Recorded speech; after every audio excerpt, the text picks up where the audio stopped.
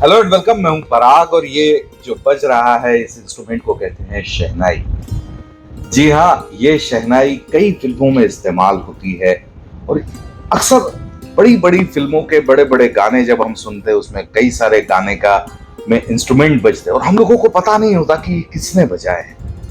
हमारी कोशिश यही है कि ऐसे लोगों को सामने लाया जाए जिन्होंने बड़ी बड़ी फिल्मों में गाने बजाए हैं, उन संगीतकारों को जिन्होंने अपनी पूरी जिंदगी एक इंस्ट्रूमेंट के नाम कुर्बान कर दिए, उन लोगों को सामने लाए। तो ये है हमारे साथ योगेश भाई मोरे जो हैं काफी अरसे से इस फिल्म इंडस्ट्री में है और कई सारे म्यूजिक डायरेक्टर्स के साथ बजा चुके हैं। योगेश भाई बहुत बहुत स्वागत है आपका।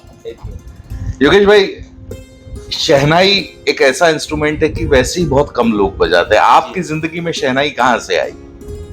मेरे घर से ही है। मेरे दादाजी शहनाई थोड़ी बहुत बजाते थे, लेकिन मेरे नाना जी थे, मम्मी के पिताजी, वो अच्छे शहनाई प्लेयर थे। उन्होंने मराठी फिल्म इंडस्ट्री और फिल्म डिवीजन में बजाते थे। जी।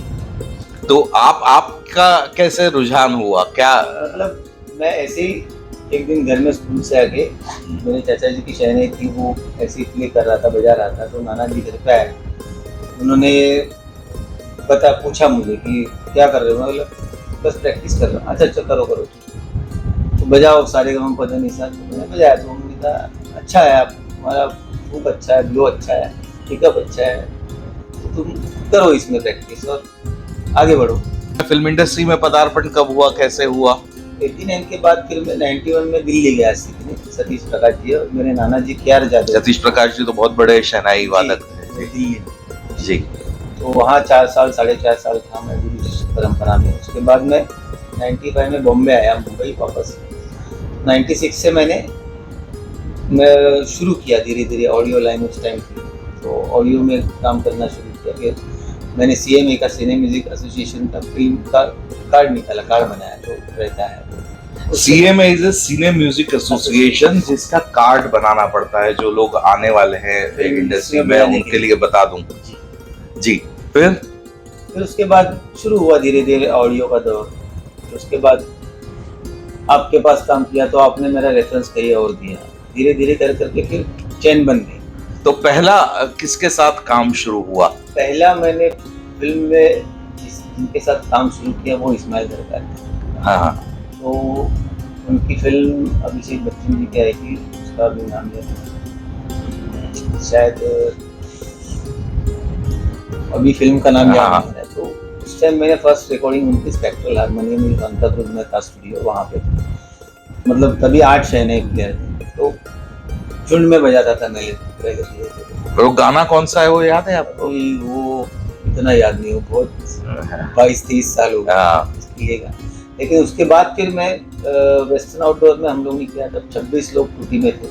देवदास फिल्म का डोला रे डोला, वो मुझे याद है। फिर तब से उनके साथ काम। तो डोला रे में तो मतलब बहुत जगह शहनाई का इस्तेमाल हुआ है। टूटी सेक्शन जो है म्यूजिक में आता है M2 में या शायद तारा रा रा रा रा रा रा रा रा रा रा, उसमें हम लोग 26 लोग थे टूटी में। थोड़ा सा बजा पाएंगे?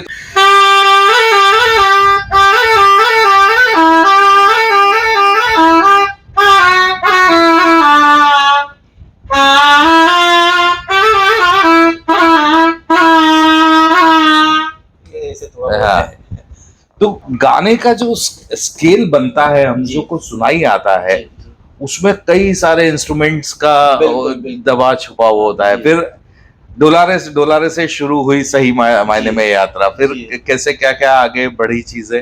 फिर धीरे धीरे मतलब जो म्यूजिक के लिए बजाने के लिए आए थे उनमें भी मैं दिख गया कहीं। तो भाई आप बजाते हो, नोटेशन ये वो, तो हाँ कहा। तो फिर वो लोग भी मुझे चलो ठीक है, फिर हमारे साथ भी काम करो। फिर धीरे धीरे बुलाने लगे मुझे कई लोग। फिर उसके बाद मैं आनंद जी के साथ, साजिद वाजिद भाई के साथ भी काम किया। साजिद वाजिद भाई क्या कौन सा गाना? क्योंकि वो तो बड़ा इंस्ट्रूमेंट का म्यूजिक का बहुत क्लासिकल वाला यूज करते हैं। राठौड़ फिल्म का गाना था। हाँ, आरे प्रीतम प्यारे। वो याद है आपको? कौन सा पीस था वो आपका? म्यूजिक याद है।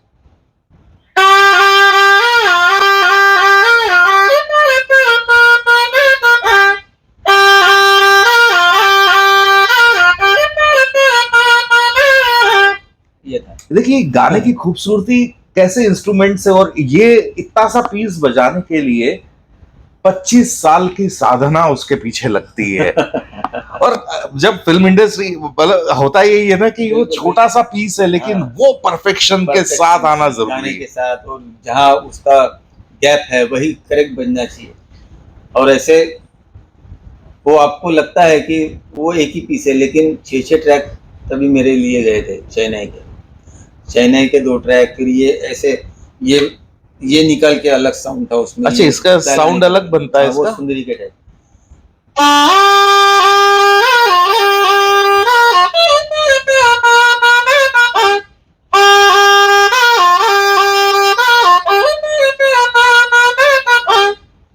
क्या ये बात है। म्यूट साउंड आता है, हाँ और इसके साथ पूरा खुल के आता है। हाँ,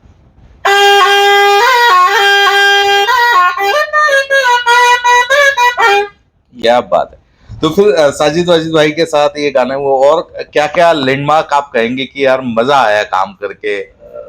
वैसे तो बहुत सारे लोगों के साथ किया है, लेकिन इस्माइल भाई के साथ करके बहुत अच्छा लगा काम।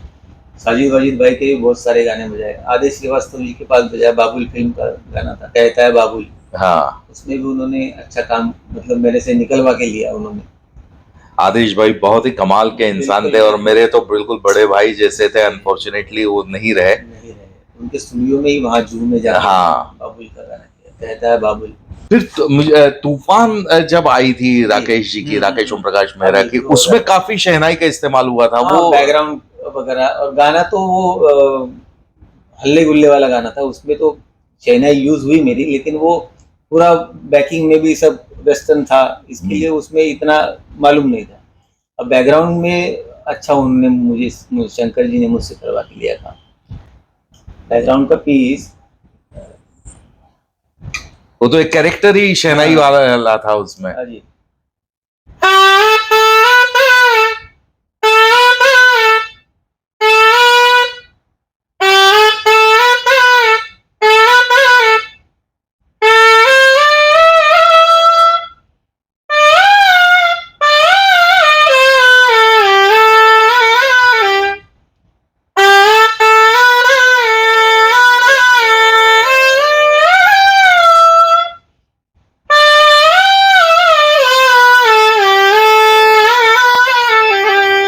ऐसे था क्या सब बात है, लोग। क्या बात है। तो योगेश भाई एक बात बताइए कि आप, मैं बहुत अच्छा इंस्ट्रूमेंट जी, बजाता हूँ जी, या जी। गाता हूँ, हाँ, क्या मैं फिल्म इंडस्ट्री में ऐसे ही आ सकता हूँ? नहीं, आपको क्या जरूरी है उसके लिए? अभी फिल्म इंडस्ट्री के हिसाब से देखा जाए तो अभी क्लासिकल बजाना है तो आप क्लासिकल सीख के स्टेज परफॉर्मेंस कर सकते हो, लेकिन फिल्म इंडस्ट्री में आपको एटलीस्ट इंडियन, अब अभी इंडियन इंस्ट्रूमेंट सीख रहा है, मतलब मैं सीख रहा हूँ या आप सीख रहे हैं, तो एटलीस्ट सुरों का नॉलेज, और आपको इंडियन नोटेशन लिखना आना चाहिए। इंडियन नोटेशन या western staff Indian notation? Indian Indian अच्छा। सारे गामा पदा निसा। हाँ हाँ। अब ये मान लो ये आर्य प्रीतम प्यारे का गाना है, तो उसका सा से म्यूजिक बनता है, सा ग नी सा। अभी ये मैंने बजाया, ये अभी ये क्या बजा रहा हूँ मुझे मालूम होना चाहिए। अभी ये सा ये है, ये हो गया सारे ग। हाँ। अभी इसमें कोमल गंधार लगाए थे, सा ग नी सा प प म ग ग म ग सा। ये आपको लिखना आना चाहिए या समझने भी आना चाहिए। हाँ। पहले एक दौर था जब स्टाफ नोटेशन का ज्यादा बोलबाला था अपने यहाँ पर वो ना। वायलिन सेक्शन है, ब्रास सेक्शन है, वो लोग तो स्टाफ ही करते हैं मैक्सिमम वेस्टर्न ऑफ स्टाफ, लेकिन हमारे लिए तो ये इंडियन बहुत है इंडस्ट्री के लिए। सो एक पूरी लंबी साधना है आपकी शहनाई की, 25 एक साल की। आप तमाम सारे फिल्मों में रिकॉर्डिंग्स बजाते हैं, भंसाली के साथ आपने बजाया, राकेश ओम प्रकाश मेहरा के साथ आपने बजाया, तमाम सारे। अभी तक अगर बोले शहनाई का, गूंज उठी शहनाई की अगर बात करें, जो कि टाइटल ट्रैक उस पे था, तो उसके अलावा शहनाई आपको कहाँ पे बहुत पसंद आई कि यार हाँ बहुत मजा आया है सुन के? ये अभी मराठी फिल्म इंडस्ट्री में मैंने बहुत सारे लोगों के साथ काम किया है। अच्छा। तो मराठी का अगर आपको याद होगा, वो फिल्म आई थी वेळू वेळ वळू। वळू वळू। हाँ। तो उसमें देवा काळजी बहुत फेमस गाना हुआ, हाँ हाँ, वो मुझे बहुत अच्छा लगा उसका म्यूजिक। और हिंदी फिल्म का तो बहुत सारे हैं, अभी अजय अतुल जी का भी बहुत सारे फिल्म। अजय अतुल के साथ तो आप लगातार काम कर ही रहे हैं। पीके फिल्म से मैं उनके साथ जुड़ा हुआ था। तो पीके में भी शहनाई बजी, छोकरो गाना, हाँ उसमें टूटी, मतलब सोलो था नहीं, हाँ शहनाई तो टूटी थी। हाँ, तो उस फिल्म में वो थोड़ा सा बजाना चाहेंगे?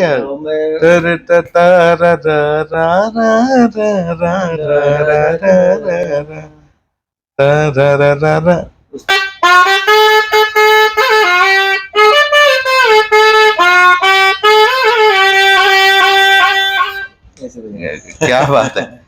तो ये तमाम सारे लेजेंड्स जो हैं, मतलब भूपेंद्र ने आरडी के साथ गिटार बजाया है, हमको बहुत बाद में पता पड़ा, उनके जाने के 10-12 साल पहले जब उन्होंने शुरू किया तब। सो आपने दादाजी नानाजी से, अब जब सिंथेसाइजर आ गया है, क्या फर्क लगता है जो रियल इंस्ट्रूमेंट है उनके लिए? सिंथेसाइजर एक आपको सपोर्ट के लिए ठीक है, लेकिन एकॉस्टिकली देखा जाए तो जब एकॉस्टिक रियल बजता है तभी उसका फील आता है। अभी मैंने इनके साथ भी काम किया बहुत, रविंद्र जैन जी, उनकी विवाह फिल्म में मैंने पूरा बैकग्राउंड बजाया। और एक विवाह ऐसा भी हो, उनके बहुत सारे जो माइथोलॉजी, शाहिद कपूर की जो थी विवाह, उसमें भी मैंने पूरा बैकग्राउंड बजाया।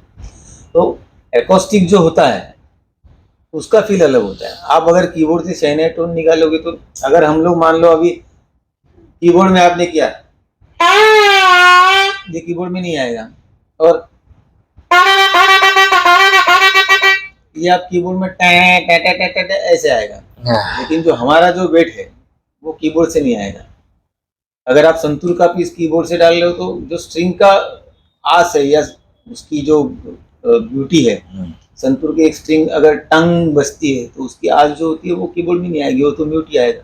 पर मतलब टेक्नोलॉजी पसंद डायरेक्टर जो है वो ज्यादा आप सिंथेसाइजर पे बिलीव करने लगे हैं। ये आजकल प्रोग्राम, जब से प्रोग्रामिंग शुरू हुई है तब से, पहले तो प्रोग्रामिंग का दौर नहीं था। गाना धुन बन गई, स्टूडियो में आओ, सब रिदम वालों को ये समझाओ वो समझाओ, हो गया। और वायलिन सेक्शन बजता था, या वायलिन पहले सॉन्ग वायलिन पूरा बजाते थे, फिर रिदम डब करते थे उस जमाने में, ऐसे मैंने भी सुना है। हाँ। तो सिंथेसाइजर के इस्तेमाल का असर कहीं बिजनेस पे होता दिखता है आपको? अभी मतलब ये लॉकडाउन से पहले तो बहुत असर हुआ था, क्योंकि मोस्टली लोग सिंथेसाइजर यूज करके या वायलिन सेक्शन है जो भी है यूज करके डालते थे, लेकिन फिर उसका मजा बाकी फिर लोगों को समझने लगा, या डायरेक्टर को समझने लगा कि भैया ये ठीक है, उस दौर के लिए ठीक है। लेकिन अब लॉकडाउन के बाद से अभी फिर से वापस एकॉस्टिक का दौर शुरू हो गया। वायलिन सेक्शन वाले सबको, जितने मतलब जो गाने में रिक्वायरमेंट है रिदम से लेके, या हमारे जो इंस्ट्रूमेंट्स है, फ्लूट है, क्लारनेट है, शहनाई है, तो सबको अभी बुलाना शुरू कर दिया कि वापस सबको लग रहा है कि एकॉस्टिक है, क्योंकि साइकिल जो पहिया घूमता है वो भी राउंड घूमता है। पहला दौर था, वापस वो आना शुरू हो गया। आप चाहेंगे कि आपके बच्चे रिकॉर्डिंग लाइन में आए? मैं तो बहुत चाहूंगा, लेकिन बच्चे में भी उतनी चाहत होनी चाहिए वैसे सीखने की, या लाइन में आने की, इंडस्ट्री में आने की। अगर उनको मैं फोर्स करूँ तो मतलब नहीं। तो क्या वो चाहते हैं कि आप? हाँ, मतलब मेरा लड़का तो गिटार सीख रहा है अभी, उसको है शौक है, तो वो भी करता है। लेकिन मैंने कहा भाई तू पहले एजुकेशन पूरा करना है, तो बाद में देखा जाएगा धीरे धीरे। वो कर, मतलब एक सेफ्टी भी जरूरी है साथ साथ, और उसको शौक भी है। मतलब अपार्ट फ्रॉम कि आपको फिल्म इंडस्ट्री में आना है, नहीं आना, संगीत वो साथ साथ एक सेफ्टी पेड भी रखना जरूरी है। आप, मैं घर में प्रैक्टिस करते रहता हूँ, तो वो उसको भी थोड़ी इच्छा हो गई कि कुछ ना कुछ करे, क्योंकि ब्लो वो करेगा नहीं करेगा उसको पता है। तो उसने कहा कि मुझे गिटार सीखना है। मैंने कहा ठीक है।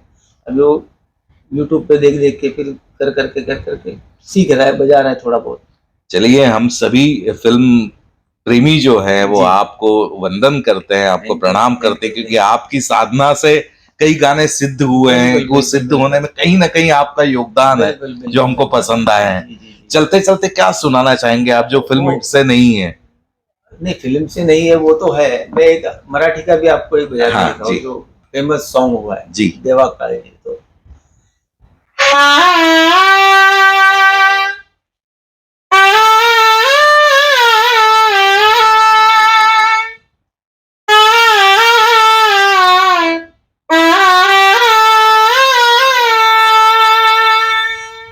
ये बहुत फेमस म्यूजिक है। कभी आप मराठी हाँ, मराठी में तो सुनेंगे देखता रहता हूँ। जी, तो जी। आप सुनना करें। जाते जाते आपको राग कुछ जी। बजा के दिखाता हूँ। ये यमन राग है शाम का।